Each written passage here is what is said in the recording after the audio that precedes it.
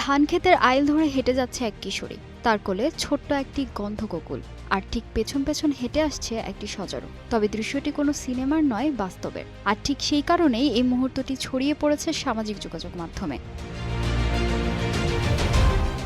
ভিডিওতে দেখা যায় প্রায় 10 থেকে 11 বছর বয়সী মেয়েটি গন্ধগোকুলটিকে শিশুর মতো করেই কোলে নিয়ে হাঁটছে, করছে আদর।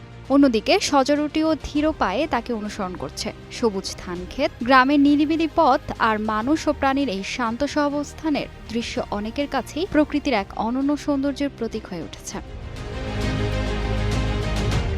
তবে ভিডিওটি কোথায় ধারণ করা হয়েছে কিংবা গন্ধ, গোকুল ও সজারুটির সঙ্গে মেয়েটির কী সম্পর্ক তা নিশ্চিত হওয়া যায়নি। তবুও অল্প কয়েক সেকেন্ডের এই ভিডিওটি আমাদের মনে করিয়ে দেয়, মানুষ ও বন্যপ্রাণীর সম্পর্ক সবসময় ভয় বা সংঘাতের নয়, কখনো কখনো একটুখানি আস্থা আর যত্ন হয়ে উঠতে পারে সবচেয়ে সুন্দর গল্প।